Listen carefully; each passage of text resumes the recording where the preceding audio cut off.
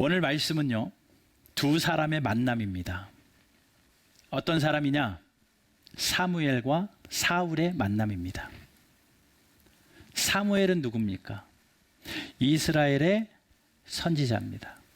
마지막 사사요, 첫 번째 선지자. 그러니 사사 시대를 끝내고 이제 이스라엘의 왕국 시대가 되어지는 과도기에서 하나님의 뜻을 받들어서 백성들에게 하나님의 뜻을 전하던 선지자, 그 이름도 유명한 사무엘입니다. 백성들이 하나님 앞에 탄원하죠. 하나님, 우리에게도 왕을 주십시오. 그전에는 사사들이, 군사적인 지도자들이 왕 같은 일을 했지만 정치적인 왕은 없었거든요. 그러니 우리도 왕을 주십시오라고 하나님 앞에 구합니다. 사실 하나님이 그들의 왕인데 그들은 보이는 하나님 말고요, 내 눈에 보이는 왕을 좀 보여주십시오. 그래서 우리도 든든하게 세워서 주변 나라들이 우리를 함부로 여기지 않게 우리도 좀 왕 좀 주십시오. 그 기도가 하나님께 상달되어지고 하나님이 왕을 주시기로 작정하시고 사무엘을 불러요. 선지자 사무엘아, 내가 왕을 세우기로 작정하였노라. 그러니 너는 내가 보내는 한 사람에게 기름을 부어서 왕으로 삼아라.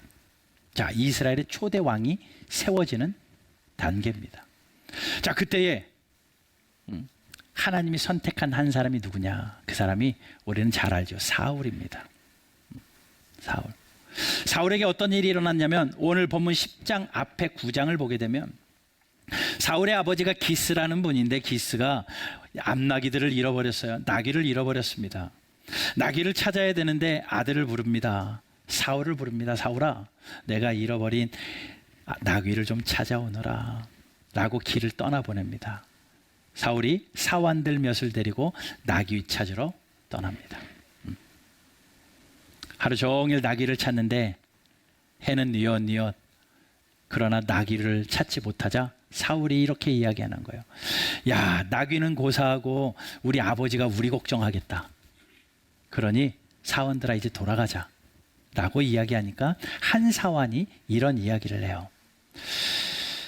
주인님, 여기에 유명한 하나님의 사람이 있다고 들었습니다. 우리가 그 사람을 찾아가서 우리의 앞길이 어떻게 될런지, 우리가 어디로 가야 될런지 한번 하나님의 사람에게 물어나 봅시다.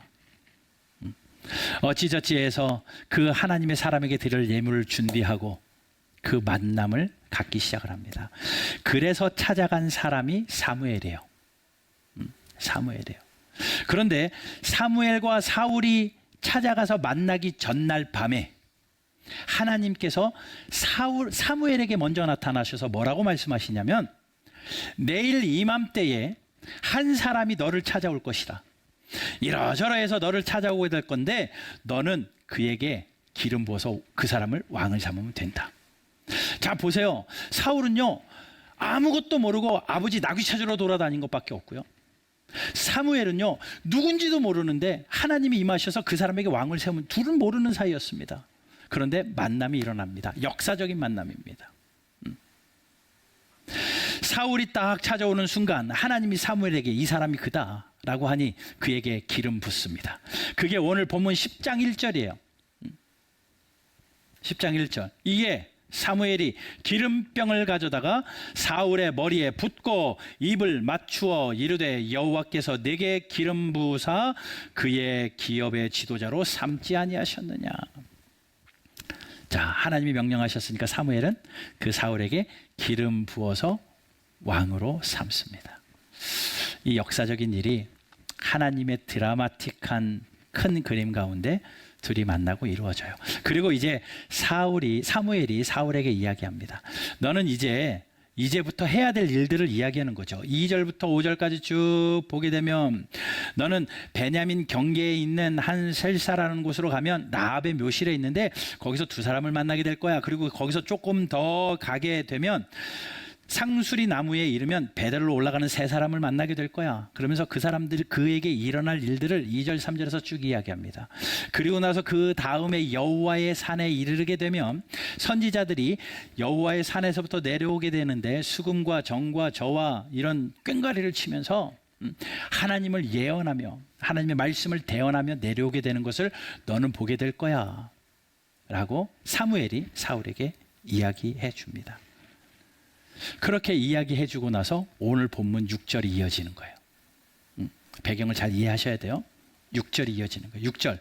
그 후에 그 길을 가면서 그 사람들을 만난 그 후에 내게는 여호와의 영이 크게 임하리니 너도 그들과 함께 예언을 하고 변하여 새 사람이 되리라. 자, 그 사람들을 만나고 그 길에 가는데 그 사울에게 일어날 일 세 가지를 이야기해 주네요.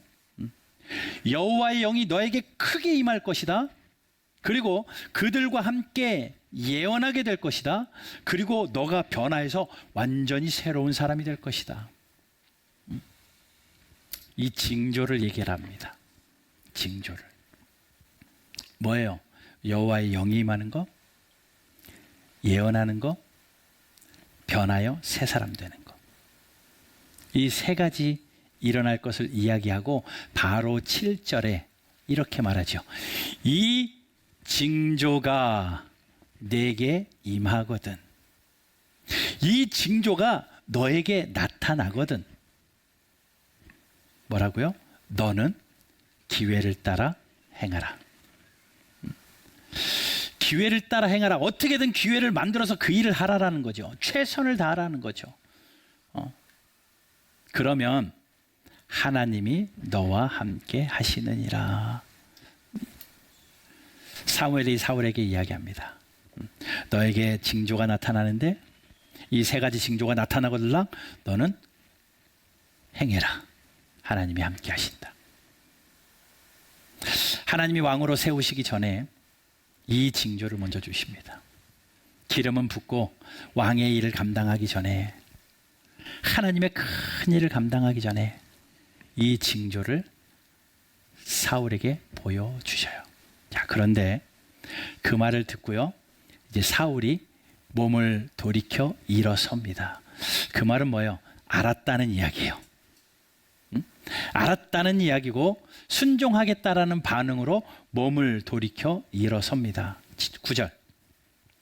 그가 사무엘에게서 떠나 몸을 돌이킬 때에, 그러하겠습니다 라고 하고 이제 행동을 옮겨서 움직이기 시작을 하는 거예요. 생각만 한 게 아니라 움직이기 시작을 하는 거예요. 몸을 돌이켜서 움직일 때에 하나님이, 9절이에요. 중요한 9절입니다. 하나님이 새 마음을 주셨고 그날 그 징조도 다 응하니라.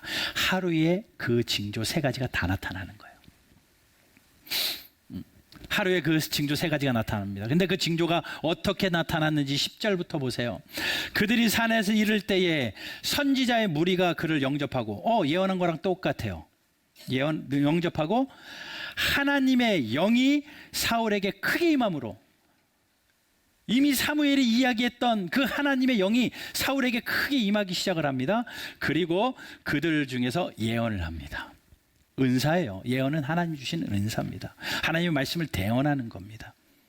그 일들이 일어났어요. 한 번도 해보지 않았던 일인데 하나님이 은혜를 주시고 영이 임하니 그 은사들을 행하기 시작을 하는 겁니다. 그랬더니 사람들이 주변에서 깜짝 놀라는 거. 저 사람 기스 아들 사울 아니야? 근데 저 사람이 저렇게 하는 것이 웬일이지? 놀라면서 11절에 이렇게 말하죠. 전에 사울을 알던 모든 사람이 사울이 선지자들과 함께 예언함을 보고 서로 이르되 기스의 아들에게 무슨 일이 일어났느냐? 사울도 선지자들 중에 있느냐? 놀라운 거죠. 사울도 선지자들 중에 하나냐? 라고 하면서 놀라운 일입니다. 12절 보니까 그곳에 어떤 사람은 말하여 이르되 그들의 아버지가 누구냐 한지라. 그러므로 속담이 되어 이르되 사울도 선지자들 중에 있느냐 하더라. 속담이 되어버려요. 얼마나 깜짝 놀랄 변화가 일어났으면,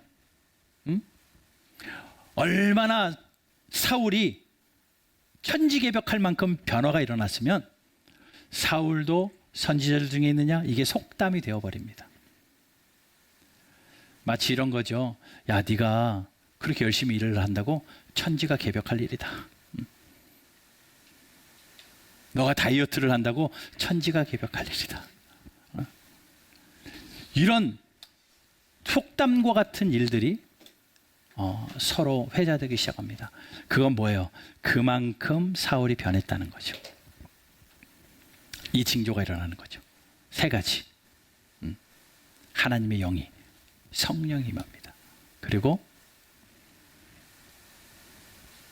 은사가 나타나고, 그리고 하나님께서 그를 쓰시기로 작정한 그 하나님 앞에 새로운 사람으로 변화됩니다. 이런 징조가 있을 때 하나님은 그 사람을 쓰시겠다라는 거예요. 여러분에게 이 징조 있으세요? 여러분에게 이 징조가 있으십니까? 그 일들을 통하여 변하여 새 사람 되는 징조가 있으십니까? 변하여 새 사람 되는 징조. 여러분, 내가 예수를 믿는다는 건요, 성령이 나에게 오신다는 거예요. 그리고 예수를 믿는다는 것은 예수님이 내 안에 오셔서 주인이 되어 주신다는 겁니다. 그러면 이전까지는 내가 주인이었잖아요. 근데 예수 믿어요? 주인이 바뀌어요. 예수님으로. 주인이 바뀌면요, 변해요. 여러분, 하다못해 가게도요, 음식점도요, 주인 바뀌면 맛 바뀌더라고요. 주인 바뀌면요, 인테리어 싹 바뀌더라고요. 여러분, 예수님이 내 안에 들어오셨는데 바뀌지 않는다? 잘 생각해 보십시오. 안 들어오셨을지도 몰라요. 예수님이 내 안에 들어오시면 변해요. 변해요. 그러한 징조가 일어나면 내가 변하는 징조가 일어나고, 나에게 성령임에서 뜨거워지고, 나에게 은사가 발견되어지고, 여러분 고린도전서에 가보게 되면 은사들이 나오잖아요. 모든 은사는요, 뭐 병 고치는 거, 뭐 방언하는 거, 뭐 모든 은사는요, 교회의 덕을 세우기 위함이에요. 나드러내려고 하는 게 아니라 교회의 덕을 세우기, 하나님 나라를 위하여 쓰임받기 위하여 주시는 은사입니다. 나에게 그런 은사들이 나타나요. 한번 보세요. 나에게 그 징조가 있는가? 에이, 틀렸다. 그게 아니라 오늘 말씀드리는 것은 이 징조가 일어나기 위해서 선행되어져야 될 무언가 한 가지가 있다는 겁니다. 9절을 다시 한번 읽어봐요.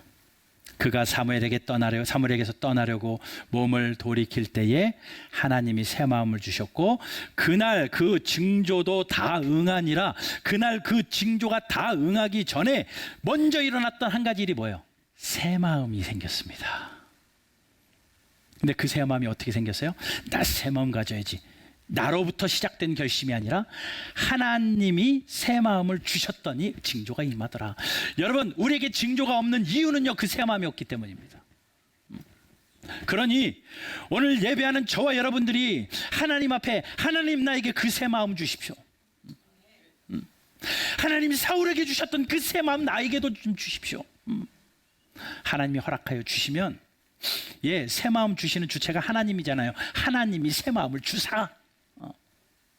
하나님이 여러분 한 분 한 분에게 그 새 마음 주면요, 여러분들의 삶에 징조가 나타납니다. 하나님이 쓰시겠다는 징조가 나타납니다. 그러면 하나님이 쓰시는 거예요. 나의 존재를 증명해내는 거예요.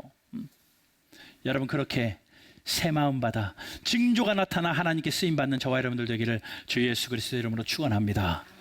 사울의 이 징조가 나타나고 이스라엘의 초대 왕으로 쓰임받잖아요. 그럼 이 새 마음이 뭐냐?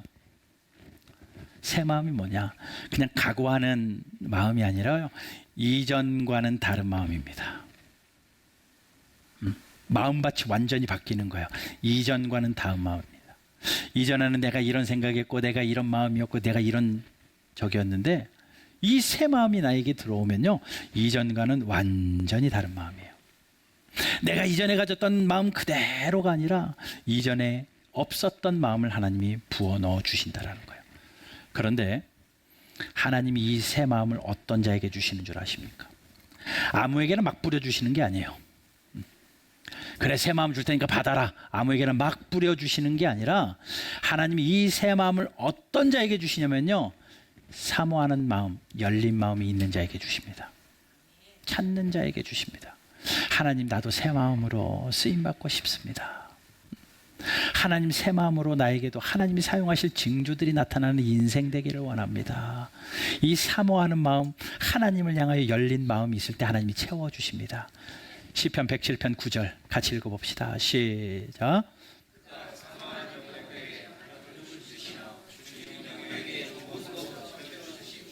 네, 사모하는 영혼에게 만족을 주세요.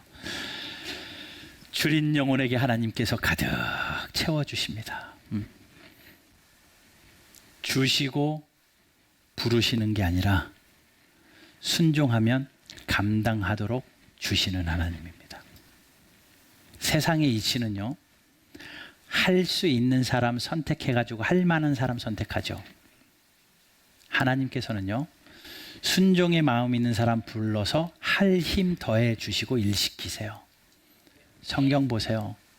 성경에 나온 모든 인물들이 제가 다 할 수 있습니다 했던 사람 단 하나도 없어요. 저는 못해요. 저는 못해요. 근데 하나님께서 그 태도 보시고 그를 부르셔서 그에게 할 능력 주시고 그 사람을 통하여 일하시더라는 거예요. 그러니 여러분, 우리에게 새 마음이 중요해요.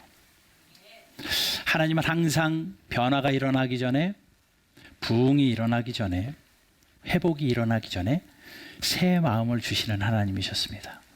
이스라엘 백성들이요, 포로로 끌려갔습니다.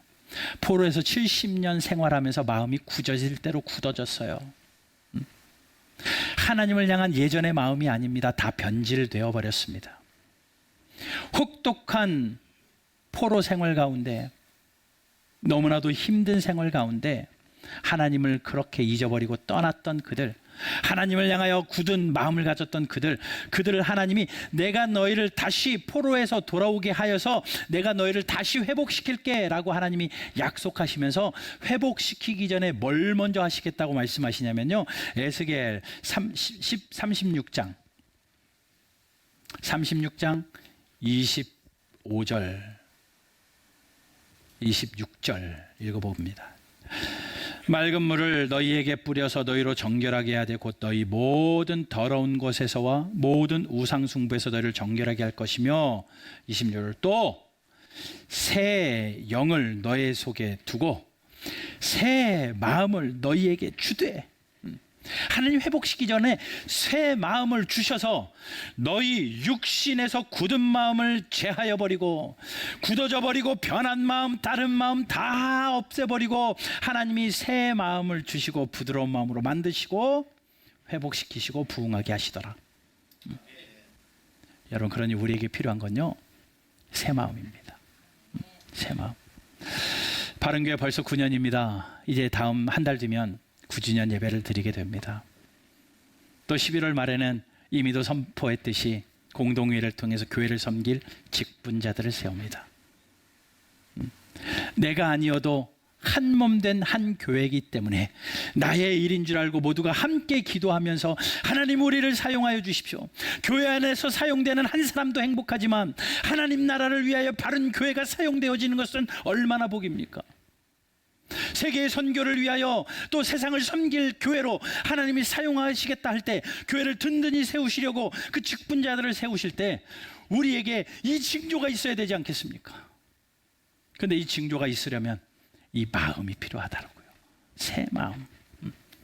새 마음을 주십시오. 새 마음. 에스겔 11장 19절 20절에도 말씀은 이렇게 선포합니다. 내가 그들에게 한 마음을 주고 그 속에 새 영을 주며 그 몸에서 돌 같은 마음을 제거하고 살처럼 부드러운 마음을 주어. 새 마음을 주시겠대요. 내 율례를 따르며 내 규례를 지켜 행하리니 그들은 내 백성이 되고 나는 그들의 하나님이 되리라. 얼마나 행복합니까? 하나님은 나의 하나님이요 나는 하나님의 백성이요. 이 관계가 새 마음으로부터 시작되더라는 겁니다. 새 마음으로. 그러니 여러분, 새 마음을 사모하는 저와 여러분들 되시기를 주님의 이름으로 축원합니다. 사모할 때 하나님이 주셔요. 항상 하나님은 그냥 아무것도 없는 맨 땅에 주시는 게 아니라 사모하는 마음이 조금이라도 있는 그곳에 하나님이 그 잔을 가득 채우시더라고요. 반대로 강팍하게 하시는 것도 마찬가지예요. 이스라엘 백성들이 출애굽할 때 그들에게 발목을 잡고 있었던 한 사람이 바로 왕입니다. 10가지 재앙을 통해서 그들을 계속 발목 잡아요. 그런데 10번이나 그 재앙을 통하여 발목 잡으면서 성경이 하는 이야기가 뭐냐면요, 하나님이 바로의 마음을 강팍하게 하셨대요. 완악하게 하시고 강팍하게 하셨대요. 그러니까 바로의 마음이 점점 강팍해져 가지고 이스라엘 백성들의 발목을 잡습니다. 그런데 그냥 강팍해진 게 아니라 강팍했던 마음에 더 강팍을 하나님 계속 부어줘요. 강팍의 잔을 채워버리시는 겁니다. 똑같아요. 하나님에게 내 사모함의 마음에 1%라도 10%라도 하나님 앞에 그 사모의 마음에 사모의 잔을 올려드리면요, 나머지 90%의 사모의 잔을 하나님이 가득가득 채우시더라는 겁니다. 하나님은 늘 그렇게 일하셨습니다. 이스라엘 백성들이 광야에서 성막을 지을 때에 하나님이 모세가 하나님으로부터 그 명령을 받아서 재료며 사이즈며 성막을 지을 모든 물건들을 백성들에게 짓자라고 말합니다. 그래서 백성들이 은사가 있는 사람, 돈이 있는 사람 다 가지고 모이고 와가지고 성막에 필요한 모든 것들을 져요. 그런데 한번 성경 보세요. 출애굽기 31장 6절입니다. 같이 한번 읽어볼게요. 31장 6절 시작.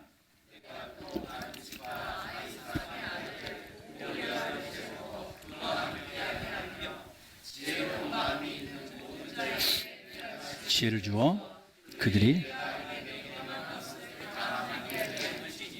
잘 봐요. 하나님이 명령하신 것을 다 만들게 하시기 위하여 하나님이 하신 게 하나가 있습니다. 지혜를 주셨대요. 지혜를. 그런데 어떤 자에게? 지혜로운 마음이 있는 자에게 지혜를 주셨대요. 지혜로운 마음이 조금이라도 있는 자에게 하나님이 지혜를 더하셔가지고 완벽하게 하셔서 하나님의 일을 만들어 가십니다. 새 마음이 똑같아요. 하나님을 향하여 그 새 마음의 사모함의 마음이 열려 있는 자에게 하나님이 새 마음의 잔을 가득 채우셔서 징조를 보여주십니다. 하나님이 하시는 일이에요. 하나님.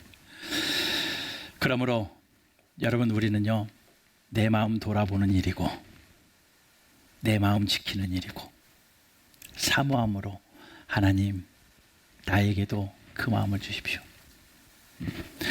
역대하 16장 9절 보면 여호와의 눈은 온 땅을 두루 감찰하사 전심으로 자기에게 향하는 자를 위하여 능력을 베푸시나니. 하나님이요, 어떤 자에게 능력을 베푸시냐면요, 전심으로 하나님을 찾는 자. 하나님, 나에게 새 마음이 필요합니다. 하나님, 나에게 새 마음이 필요합니다. 내 마음을 열고 하나님을 전심으로 찾는 자에게 하나님이 그 마음을 부어주시고 능력을 채워주신다고요. 여러분, 우리의 삶에 열매가 없는 거요, 우리에게 능력이 나타나지 않는 거요, 우리에게 뭔가 하나님의 일하심이 내 손에 드러나지 않는 거요, 내가 약해서가 아니라 전심으로 하나님을 찾지 못하기 때문입니다. 여러분, 사모함으로 새 마음을 달라고 전심으로 하나님 앞에 찾는, 내 능력이 문제가 아니라 내 마음이 문제인 줄 알고 내 마음을 점검하는 여러분들 되시기를 소망합니다. 여러분, 어떤 마음으로 신앙생활하고 계십니까? 처음 마음 그대로십니까? 혹시 변하지 않았습니까? 굳은 마음은 아닙니까? 여러분, 어떤 마음으로 바른 교회를 바라보고 계십니까? 내가 처음 교회 왔을 때의 마음은 여전하십니까? 여러분, 어떤 마음으로 오늘 이 아침에 나와 예배하고 계십니까? 처음 주님을 만났던 그 마음 그대로 그간직하고 하나님이 주실 그 은혜들을 기대하며 예배하는 마음이십니까? 마음만 지켜도 돼요. 마음 지키고 그 마음 하나님 앞에 열어놓고 하나님 새 마음 주십시오. 참 많이 변질되지 않았습니까? 예전에는 그러지 않았는데 여러 가지 이유들, 여러 가지 핑계들로 내 마음이 많이 변질되었습니다. 많이 바뀌었습니다. 이제 구제전을 앞두고 우리 바른교회 모든 성도들이, 공동회의를 앞두고 직분자들 뿐만 아니라 모든 성도들이 한 마음으로 구해야 될 우리의 기도 제목은 주여 새 마음 주십시오. 하나님 새 마음 주십시오. 하나님 새 마음 주십시오. 그 마음이 필요한 것을 다윗은 알았기 때문에 그 아들 솔로몬에게 이야기하죠. 그 마음이 중요하다고. 그리고 하나님 앞에 그 아들을 위하여 이렇게 간구합니다. 19절, 역대상 29장 19절. 또 내 아들 솔로몬에게 정성된 마음을 주사 주의 계명과 권명과 율례를 지켜 이 모든 일을 행하게 하시고 내가 위하여 준비한 곳으로 성전을 건축하게 하여 주십시오. 뭘 해라 능력이 문제가 아니라 마음이 문제인 걸 알았기 때문에 하나님 내 아들에게 그 정성된 마음, 새 마음, 이전과는 다른 새로운 마음을 주십시오 라고 기도합니다. 그게 필요합니다. 여러분, 신앙생활이 익숙해지지 않고 늘 두렵고 떨림으로 그 감격 가운데 신앙생활하고 내가 쓰임받는 그 기쁨이 있어서 하나님의 손과 발이 되어 주의 심장 가지고 세상을 섬기겠다 할 때 이 새 마음이 부어지는, 하나님께서 여러분들의 마음의 잔에 그 하나님이 주시는 새 마음이 가득가득 채워지는 놀라운 하늘의 은혜가 여러분들의 심령 가운데 있게 되기를 주 예수 그리스도의 이름으로 축원합니다. 그러면 하나님 나에게 이 새 마음을 주십시오. 짧게 4가지 말씀만 읽으면서 점검할게요. 먼저, 하나님 나에게 새로운 마음을 주시는데 내가 주께 기도할 마음을 주십시오. 이거 기도해야 됩니다. 사무엘상 27장 7장 27절 같이 한번 읽어봅시다. 시작. 만군의 여호와 이스라엘의 하나님이여 주의 종의 귀를 여시고 이르시기를 내가 너희를 위하여 집을 세우리라 하셨으므로 주의 종이 이 기도로 주께 간구할 마음이 생겼나이다. 하나님께 간구할 마음이 생깁니다. 여러분들의 문제를 가지고 하나님 앞에 기도할 마음이 있어야 된다라는 거예요. 기도할 마음이, 교회를 위하여 간구할 마음이 생겨야 된다라는 겁니다. 그 마음이 새 마음이에요. 그 마음이 새 마음이에요. 또 이런 마음도 필요합니다. 솔로몬이 하나님 앞에 기도한 내용인데 열왕기상 3장 9절 10절 누가 주의 이 많은 백성을 재판할 수 있사오리이까 듣는 마음을 종에게 주십시오. 어떤 마음? 듣는 마음, 경청의 마음을 달라고 이야기합니다. 여러분, 우리가 그 듣는 마음을 하나님 앞에 달라고 사모하기를 원하는 것은 물론 솔로몬은 사람들의 그 말들을 듣는 마음이지만 우리는 하나님의 말씀을 듣는 마음을 주십시오. 하나님, 주의 말씀을 듣는 마음을 나에게 주십시오. 그 마음 안에는 들려지면 순종하겠다라는 자세거든요. 하나님의 말씀을 펼 때마다 주의 말씀이 나에게 들려지는 듣는 마음을 주십시오. 그리고 우리가 함께 교회된 공동체가 이 사람이 하는 말이 내 마음에 들릴 수 있도록 하나님, 내가 저 사람을 향해 마음을 열고 듣는 마음을 주십시오. 이게 교회에 필요한 거죠. 이 듣는 마음을 달라고, 말하는 마음 말고요, 듣는 마음 달라고 기도하시고 사모하시기를 주 예수 그리스도의 이름으로 축원합니다. 또 하나님이 사용하실 때는 어떤 마음이 필요한 줄 아십니까? 열왕기상 4장 29절 30절 말씀입니다. 같이 읽어봅시다. 시작.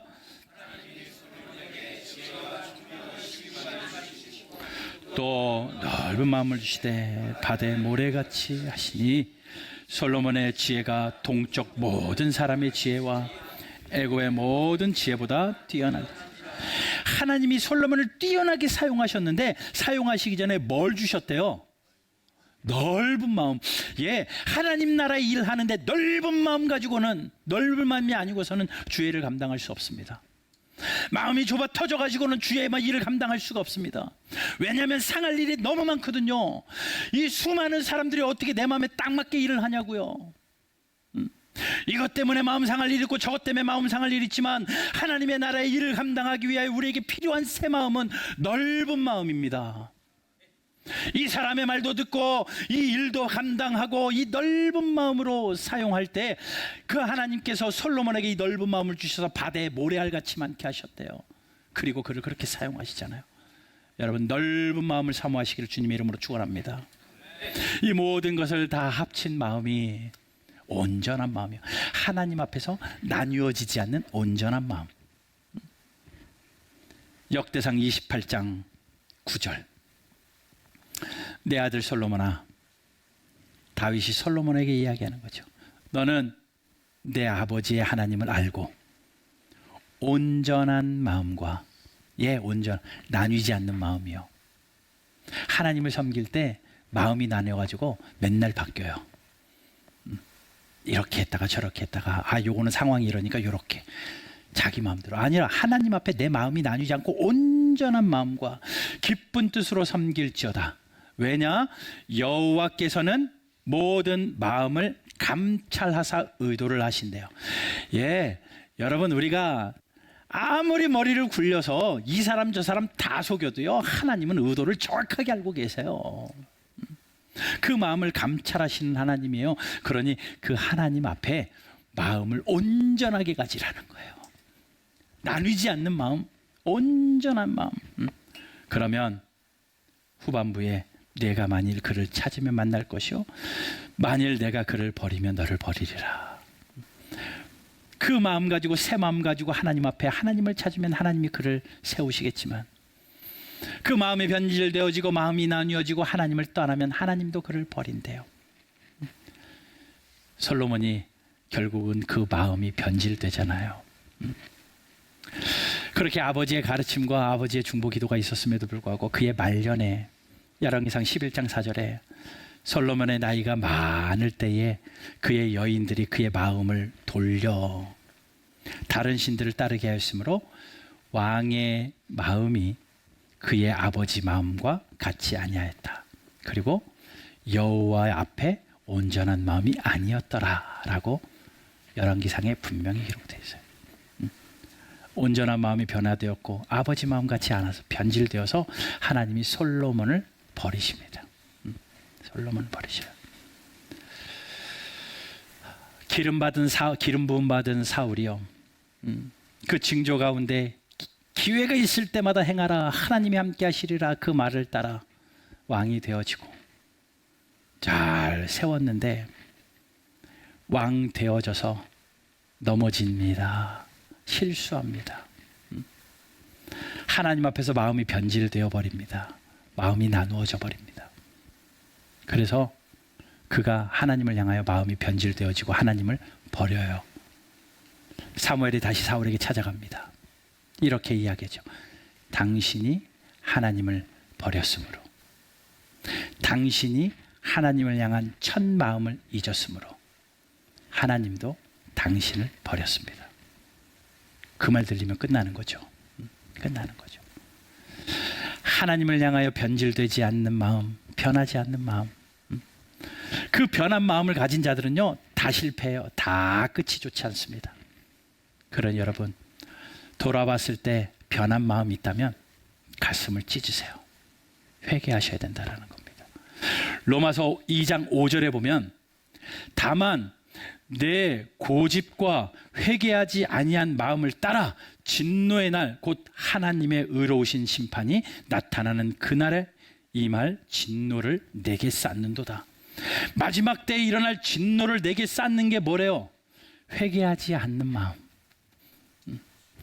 내가 변했는데, 내가 굳었는데, 내가 이전 마음이 아닌데 회개하지 않는 마음, 말씀이 들렸는데도 회개하지 않는 마음, 나에게 진노를 쌓는 거다라고 성경은 이야기하잖아요. 여러분, 이 마음이 변하지 않고 새 마음이 없는 사람 하나님이 쓰실 수 없는 거죠. 그러니 여러분들의 마음을 찢고 하나님 앞에 새 마음 달라고 기도하는 여러분 되시기를 주님의 이름으로 축원합니다. 요엘 2장 12절 말씀만 읽고 마칠게요.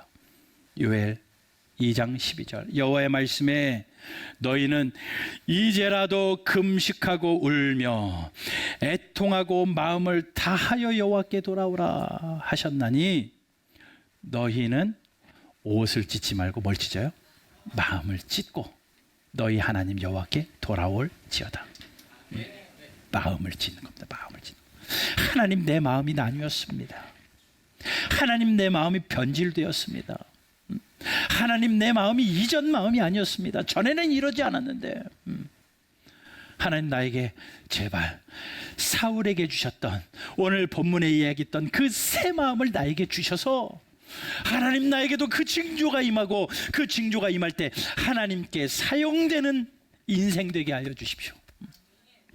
그렇게 쓰임받는 저와 여러분들 되시기를 주 예수 그리스도 이름으로 축원합니다.